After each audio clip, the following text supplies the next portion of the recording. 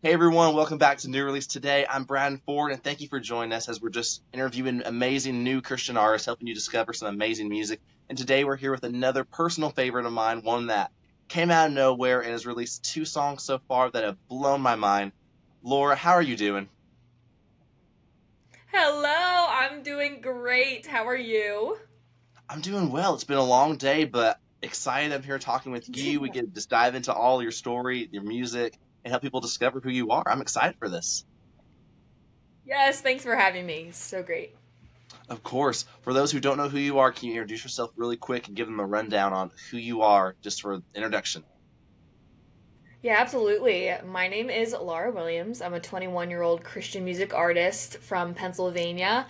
And man, I've been pursuing music full time as a career for the past 2.5 years since I graduated high school. And God has just made it so clear to me, really my whole life, that this was my calling. And He's just put every single piece together to help me continue in this path. And here we are, with two songs out. I was on The Voice. That's a definitely a big topic of conversation.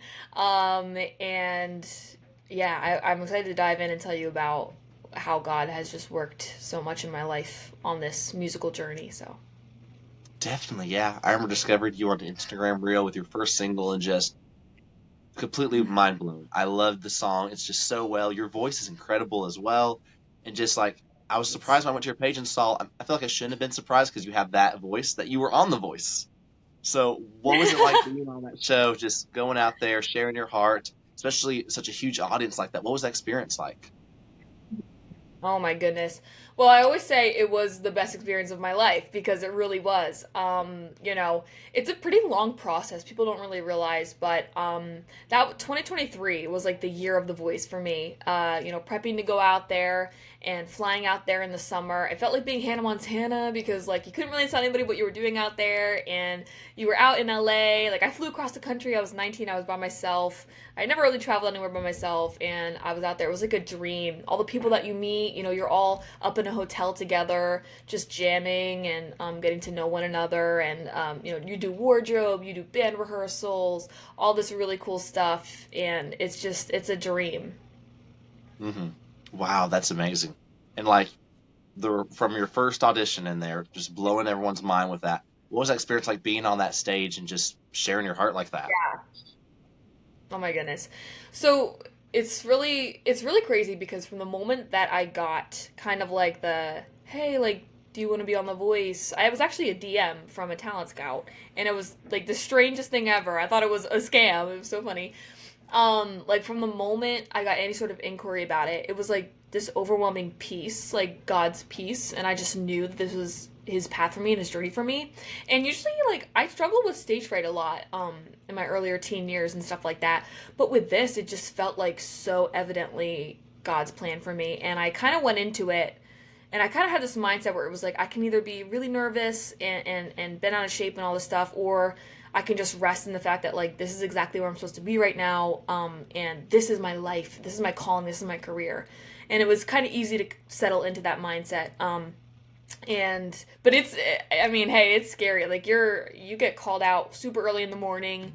You get driven to the stage area. It's at Universal in LA, and you're backstage. You can hear everybody going before you. I didn't go on until like later in the evening, so you're just back there waiting and waiting, and the slots are filling up as the days go on because you have a couple days of auditions. So I was on one of the last days, and I was just like, I just need to get one. I just need to get one chair turn.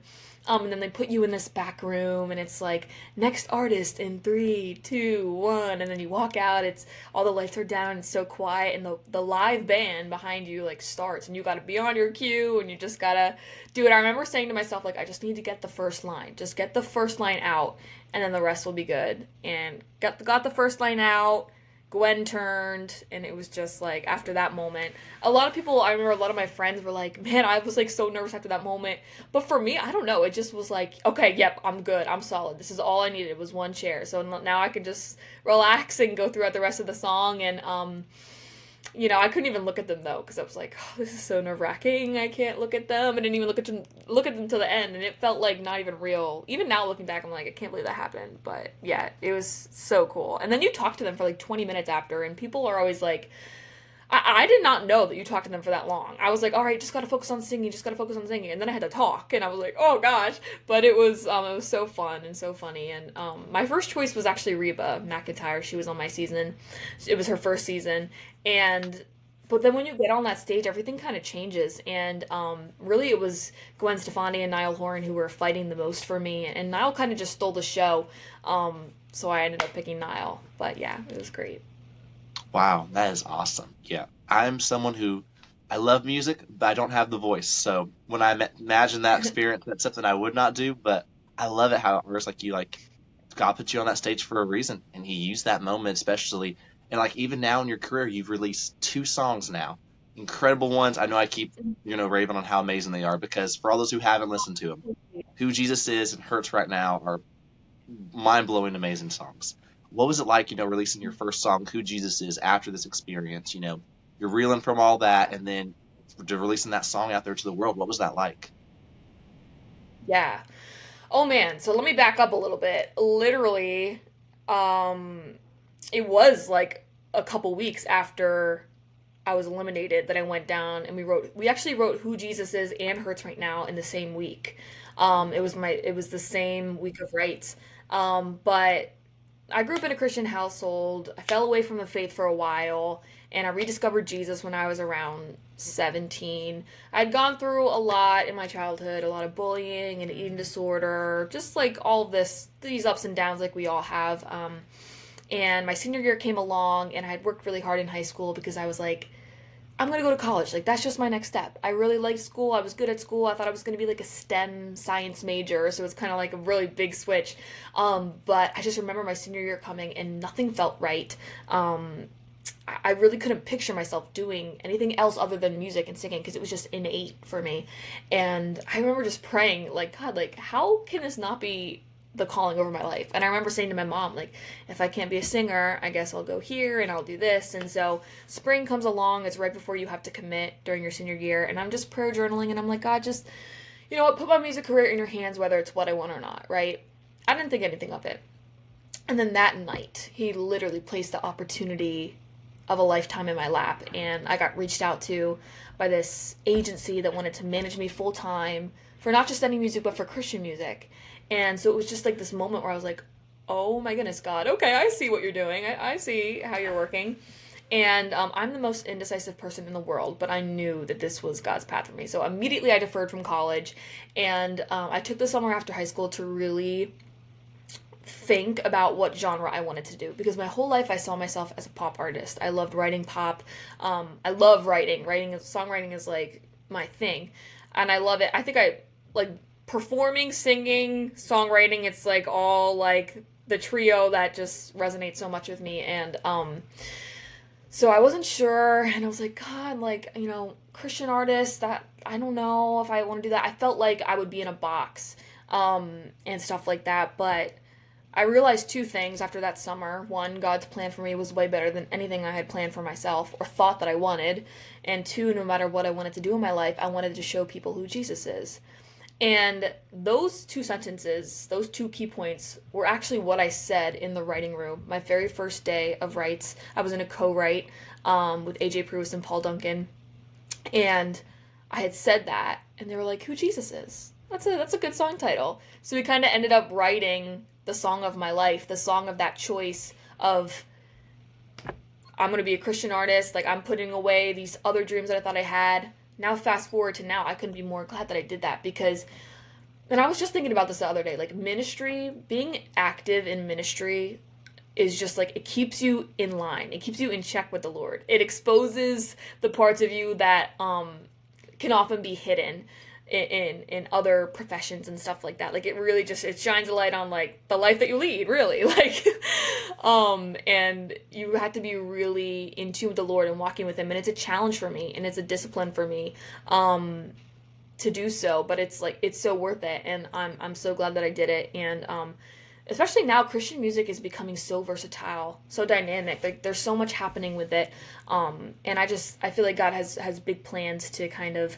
um, help me continue to be my own unique person in this industry, and that kind of leads me to Hertz right now.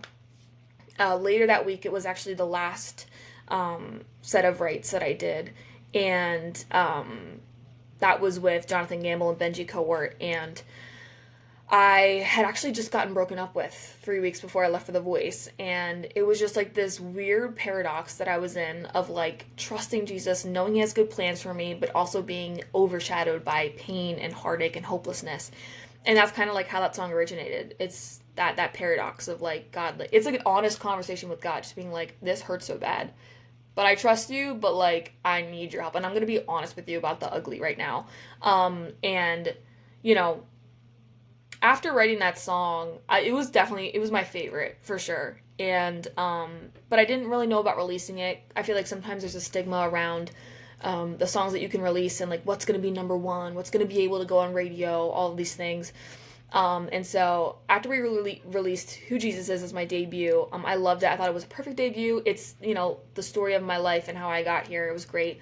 But then I kind of wanted to get a little bit deeper because my writing style is a lot more poetic. It's a lot more lyrical. It's a lot more like Hurts right now.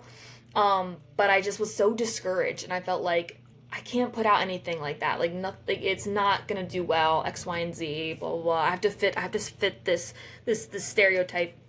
And then when I started to just one randomly like last fall, 2024, I was like, you know what? I should just start teasing that demo because we had been working on releasing Who Jesus Is for months and then promoting that for months, and everything. And I was like, you know what, let me just start teasing some demos. And so I started to tease Hers right now, and it got this amazing response on Instagram that I did not see coming at all. And it was just so cool to see people resonate so deeply with the song. And it was just kind of like that confirmation for me from God that it was like, hey, yeah, this is the type of music I want you to write. I want you to be honest. I want you to be open. I want you to take it a step further. I want you to continue writing the way that I have trained you to write, with those deep feelings and those big emotions. Like that stuff is in you for a reason. And I don't want you to stop. I don't want you to think you have to hold back. I don't want you to think you have to be more palatable or watered down. Like keep writing the way that you are. So that it's been so cool to really see the reaction that people have had to Hurts right now. Because it is just it is like the song that I think summarizes my writing style and the words that I want to say and the things that I want to get across, because I've always felt like God has called me to get deeper and get more authentic with my audience, and really that's all I wanted to do. So yeah, it's really cool. Wow. Absolutely love that. That's just amazing how God used so much of your story and your life to now songs are reaching so many other people. And like, I remember when you first teased the demo because I was in my breakup season at that point. So I remember hearing that Mm, demo and I clung to that. I cried my eyes out to it a few times. And now the song being out, I've been able to send so many other people who have gone through, whether it's breakups or just hurts or just church hurt or yeah. even angry at God, send them that song and they've responded back how much it means to them. And just seeing like how Oh, much God's using your story and all the mess to make a beautiful story of who He is in it all. And your songs are doing such a great job at that. And that's why I love so many new artists like you that are doing it. Why does that matter to you? Like being honest in your mhm. songs and really carrying that heart that really reaches people that way. Yeah. Oh man, I there are so many times I feel like, especially in my childhood, where I wish like music was the only thing. I would listen to it and be like, "Wow, this song describes exactly how I'm feeling." I can't put it into words, but this song creates that emotional reaction of like, "Wow, this is how deeply hurt I am. This is how incredibly happy I am. This is how confused I am." Like I feel like really words can't do that. I feel like music is that step further. And so I just want to connect with people through the universal language that is music, and not only do that but direct them to Jesus, direct them to the ultimate goal. Because I think it's so important because we are such social creatures. The first thing that God said that wasn't good was for man to be alone. And music is what really. And it sounds cliche, but it does connect people. I mean, songs can save your life, you know, like songs can do that, artists can do that. So it's really important for me knowing what I've gone through, knowing, the places that I've been, to be able to release music, to be like, hey, if you're here right now, this I have this something for you that will literally describe, comfort, and sit with you right where you are as well. Wow. That's beautiful how God just puts it all together like that. And just seeing not just in you, but so many artists that are coming up there being honest and vulnerable and sharing, like, hey, life sucks at times, but God is so faithful. He is so real in that. It's just so beautiful to see. And especially, like, I love that. I love especially like you were up recently at a conference or event of some sort, sharing your heart, sharing testimony, and encouraging some people. Tell me about that. What was it like being up there sharing, like, not just music wise, but full on testimony, encouraging people with who God is? Yeah, I love that. I love talking. I love to even when I was a little girl, like I remember being like 8 years old and like sitting in my room like pretending to be in an interview, like talking about what I had been through and writing songs and being able to share about my life on stage. So it's I feel like it's kind of like what has been like, it's like I said, it's it's innate in me. Like it just feels like exactly what God has always had prepared for me. So I love going up on stage and speaking on topics, and being really vocal about that. I've done that a couple times at different conferences or, youth worship nights or things like that. Like you name it. I've gigged at, little coffee shops, smoothie shops, to festivals and stuff like that. So whenever I get a chance to really talk about what I've been through and connect with other people, I love doing it. That was a youth conference, and I got to go up and talk about the journey in life. That was the theme. And, I kind of talked about my life in a series of peaks and valleys, from bullying to eating disorders to finding Jesus again to, the question of my future, and then God, opening those doors for me and everything. And I really just, I got to I got to say to the young people what I wish somebody had said to me. And one thing I really, really like to get across, especially to Christian youth, is that God is not some distant being. He is your best friend, and you have total, complete access to Him. And you don't have to feel you don't have to feel shame. You don't have to feel guilt for feeling distant or comparing your faith walk to somebody else's, seeing somebody who's quote unquote on fire for Jesus and you're not quite feeling that. So that means what? You don't believe, or you don't have this, or you're missing that. Like that is such a lie and a trap from the enemy. And I feel like that's something we don't really talk about because it's so like underlying in our thoughts and in our mind. And especially amongst Christians, it can be hard to talk about that. I feel like it can be easy to, talk to people who aren't Christians and be like, hey, this is Jesus, blah, blah, blah, blah. But like amongst the Christian community, I feel like we're quiet about a lot of the things that we can feel shame about because we're Christians and we feel like we shouldn't have that or do that. But we're still human, and it's still so common, and especially young people struggling with depression, anxiety, mental illnesses. I just want them to be like, I don't want them to put pressure on themselves in their walk with Christ, and to really just be in that childlike faith that he calls us to have. Yeah, so. Wow, that's an awesome thing. And I love that you're up there, not just sharing it in your music, but also your heart, your testimony. Like, this is actually, it's not just like a music facade to get into Christian music. It's who you are as a believer, a child of God, sharing that with others. And just, it's a beautiful thing. And I love seeing artists do that when they go out of their comfort zone to just share Jesus like that. And it's incredible. So thank you so much for taking that time to encourage people in your music and social media, of course, where you've got a lot of attention recently. Just thank you so much for pouring into that and people and sharing Jesus like that. Yeah, thank you for the encouragement and for encouraging artists like me in what they're doing. It goes such a long way. So Of course, yes. And for everyone who's watching, please follow Laura on all social medias. Listen to her music. You will not be disappointed. So before we're getting closer to wrapping up the interview, but what can you tell us is on the way that people can be excited for? yes, this has been a big year so far. Who Jesus is was added to K Love's Future Hit Station in Hmm. January. I was booked for Soul Fest 2025 in Massachusetts. I've got some other well-known festivals kind of in the works and such. I'm going on Aspire Women's Tour with them in some of their March dates, and I have some other conferences and stuff like that coming up. So, yeah, I just keep following along. We might have some new music this year, some other awesome things in the works I can't quite disclose yet, but big things are bubbling up, and God is really opening doors this year. So, yeah, stay I tuned. love that. Wow, that's exciting.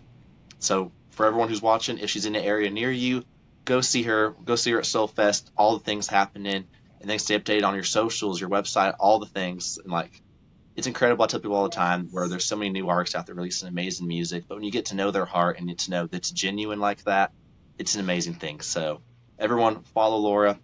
It's going to be incredible what God's doing in her, and I'm excited for all the new music, new shows, and everything God has in store for you. Thank you so much for everything. Of course. Now, our last question that we always ask with the new release today: how can we be praying for you? Oh, I think just pray that, I remember why I'm doing this and put God in the center of it. Seek first the kingdom of God before anything else, because it can be easy to get wrapped up in the things that don't matter in this industry. So, yeah. Definitely. We'll definitely be praying for you and continuing to listen and support you. Like your songwriting, your music, all of it's incredible. Even your hair, I love it. So just all that you're doing. Fun fact, I used to Thank have you. long hair about the same length as yours, curly. So when I see it, I've always pointed out because I love it. Crazy There you go. twins. Oh, yeah. Well, thank you so much for spending time with us. We're excited for all that God has in store for you, and we're continuing to support you however we can. Thank you so much.